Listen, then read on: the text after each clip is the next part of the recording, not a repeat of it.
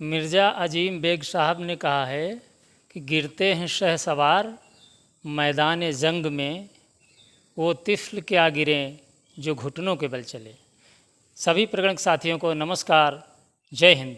आइए, भारत की जनगणना 2027 लगभग कार्य सभी प्रगणकों का समापन की स्थिति में है और HLV डाटा जो है HLO ऐप पर वो कुछ साथी लॉग कर चुके हैं और कुछ लॉग करने की स्थिति में हैं। आज हम बहुत से महत्वपूर्ण कुछ बिंदु बताएंगे आपको, जो फाइनल सिंक करने से पहले हमको ध्यान देना बहुत ज़रूरी होता है। और इसमें बहुत ज़्यादा कन्फ्यूजन हमारे साथियों को रहता है कि जो सारांश आता है उसका उनका मिलान करते हैं, उनका योग सही नहीं बैठ रहा, तो उस पर भी थोड़ी बात करेंगे। और बहुत ज़्यादा समय न लेते हुए बस सीधे चल रहे हैं मोबाइल की स्क्रीन पर और वहाँ से समझते हैं ये चलो ऐप कैसे फाइनल सिंक किया जाए। उसमें जो HLV डाटा है जो हमने मकान सूचीकरण का कार्य किया, उसे कैसे फाइनल सिंक किया जाए। तो आइए चलते हैं मोबाइल स्क्रीन पर। देखिए, ये स्क्रीन पर आप सभी को दिख रहा होगा, ये एक सारांश है जो हमने HLO ऐप पर HLV का मकान सूचीकरण का कार्य किया है, उसका ये सारांश है। इसमें आप देखेंगे कि यहाँ पर कुल जनगणना मकान दिए हुए हैं 80 और कुल गैर आवासीय दिए हुए हैं 5। तो पहले इनको समझिएगा। 80 कुल जनगणना मकान हैं जिनमें से गैर आवासीय हैं 5, अर्थात 5 गैर आवासीय इसी में शामिल हैं। 80 में 5 शामिल हैं, पहली बात तो ये समझ लीजिएगा। उसके बाद में कुल सामान्य परिवार यहाँ पर दिए हुए हैं 79। सामान्य परिवार कितने हैं? 79। और सिंक किए गए ये हैं 85। बाकी पूर्ण और अपूर्ण, लॉक किए गए, हटाए गए, ये सब 0 है। अब हमको ये समझना है, जैसे मैंने ऊपर बताया कि ये कुल जनगणना मकान 80 हैं और उन्हीं में से कुल गैर आवासीय जो हैं वो 5 हैं। ये बात समझ में आ गई। कुल सामान्य परिवार 79। तो संस्थागत परिवार और सामान्य परिवार, संस्थागत परिवार तो यहाँ पर 0 है, सामान्य परिवार 79 हैं। समझ गए? एक जनगणना मकान में एक से ज़्यादा परिवार हो सकते हैं। जैसे एक भवन में एक से ज़्यादा जनगणना मकान होंगे और उसी प्रकार एक जनगणना मकान में एक से ज़्यादा परिवार होंगे, है ना। तो इसमें 80 से 5 निकल गए, 75 जनगणना मकान हुए। 75 जनगणना मकानों में सामान्य परिवार हमारे हो गए 79। सिंक किए गए का मतलब है आपका लाइन क्रमांक से, चाहे आपकी एंट्री गलत हो जाए, चाहे आप उसे हटाएं अर्थात डिलीट करें, वो भी सिंक में जुड़ जाएगा। बिल्कुल विधिवत समझ लीजिए ये बात, वो भी इसमें जुड़ जाएगा। तो यहाँ पर 79 हैं और 5 हैं गैर आवासीय। गैर आवासीय में परिवार तो होगा नहीं, लेकिन सिंक ये भी हुए हैं, तो 79 और 5 हुए 84। तो कुल सिंक 84 होने चाहिए, लेकिन यहाँ पर हमारा एक मकान खाली दिखाया गया। खाली इस सारांश में कहीं पर शो नहीं करता है। वो प्रगणक को स्वयं मालूम होगा कि हमने खाली कितने दिखाए हैं। तो एक जब खाली दिखाया गया वो इसमें सम्मिलित हो गया, तो 84 और 1 85, अर्थात ये 85 संख्या आ गई। बिल्कुल फिट है ये। कुछ लोगों का ये मानना रहता है कि ये डाटा मिलान करना चाहिए, तो आप ऐसे समझ लीजिए इनका कहीं भी मिलान नहीं होगा। ये जो हैं इनके मिलान को लेकर आप बिल्कुल परेशान न हो, इनके मिलान से कोई मतलब नहीं है। आप अपना काम सही से करिए, सही कार्य किया है उसको सिंक करिए, पूर्ण रूप में चिन्हित करके सिंक करिए। इनके मिलान के चक्कर में मत पड़िएगा। यदि हम इसमें एक जनगणना मकान में 4 परिवार रहते तो यहाँ पर सिंक वाली संख्या और ज़्यादा बढ़ जाती, है ना।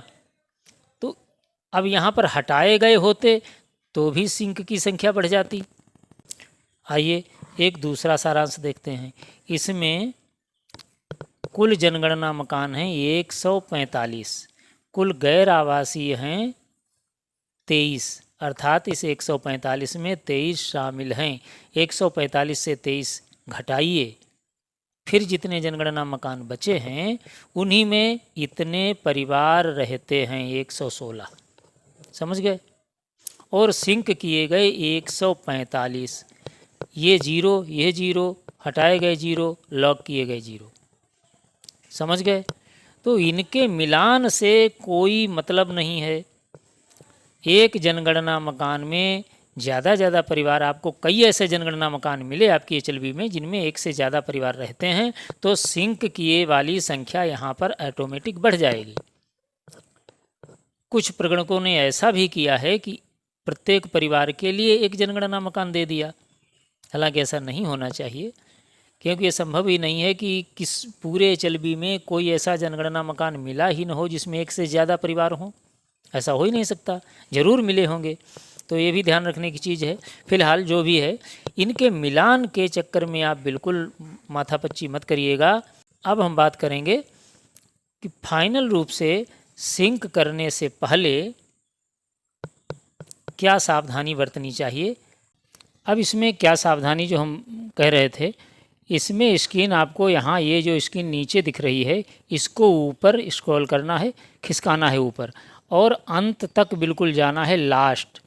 लास्ट भवन नंबर कौन सा होगा, जैसे यहाँ पर भवन नंबर पड़ा हुआ है 138, है ना, यहाँ ऊपर 137, तो ऐसे 138 के बाद में 139, 140, ऐसे ही लास्ट में जाइए भवन नंबर कितना पड़ा है और जनगणना मकान कितना। जैसे यहाँ पर जनगणना मकान नंबर 145 और भवन नंबर 138, इन्हें आप याद कर लीजिए या कहीं पर नोट कर लीजिए कागज़ पर। अब इसको खिसका करके ये देखना है आपको कि कहीं पर कोई भवन नंबर छूटा तो नहीं है। जैसे भवन नंबर 1, फिर 2, 3, 4, 5 किए, उसके बाद में 6 छूट गया, 7 कर दिया, 8, 9, 10, अब 6 छूट गया। ऐसा नहीं होना चाहिए, कोई भी मिस नहीं होना चाहिए, बिल्कुल गायब नहीं होना चाहिए। बाय द वे, अगर 5 भवन नंबर आपने क्रमागत किए, उसके बाद में 6 भवन नंबर छूट गया, आपसे गलती हो गई और 7 कर दिया, तो 7 के बाद में फिर आप 6 भवन नंबर कर लीजिए। पहले 5 किया था, 6 छूट गया, उसके बाद में 7 कर दिया, कोई बात नहीं, 7 के बाद में आप 6 कर लीजिए, उसके बाद में फिर 8, 9, 10 चालू करिए। कोई भवन छूटा नहीं होना चाहिए। ये आपको स्क्रीन खिसका करके ऊपर बिल्कुल लास्ट तक नीचे जाना है और देख लेना है। और लास्ट में मान लीजिए यहाँ पर ये हमारा लास्ट पेज, मान लीजिए लास्ट भवन अगर है ये 138, मान लीजिए कि हमारा 138 लास्ट है, तब आप क्या करेंगे, 138 भवन नंबर लास्ट है और जनगणना मकान 0145 लास्ट है। इन्हें आप किसी कागज़ पर नोट कर लीजिएगा और फिर पीछे आप जाएंगे जहाँ पर अपेक्षित भवनों की संख्या लिखी होती है। अपेक्षित भवनों की संख्या जो होती है वहाँ पर आप एडिट करके भवन नंबर जो है वहाँ पर 138 से भर दीजिएगा और जनगणना मकानों की संख्या 145 कर दीजिएगा। जो पहले से लिखे हुए हैं उन्हें मिटा करके ये आप करेक्शन कर दीजिए और उसके बाद में नीचे मकान सूचीकरण कार्य क्लिक करिए। लास्ट वाला वो पेज आएगा, पूर्ण रूप में चिन्हित करें, उस पर क्लिक करिए, आपका डाटा सिंक हो जाएगा। जो भी आपने कार्य किया है वो सब कार्य आपका सिंक हो जाएगा। इस तरीके से आपका कार्य पूर्ण हुआ, ऐसे समझिए। सुपरवाइज़र महोदय के पास जाएगा, वो उसे आगे फॉरवर्ड करेंगे, आपका काम ख़त्म हो गया। बस केवल इतना ही है। आपने ये वीडियो अंत तक बड़े धैर्य के साथ देखा, इसके लिए आपका बहुत बहुत आभार। जय हिंद।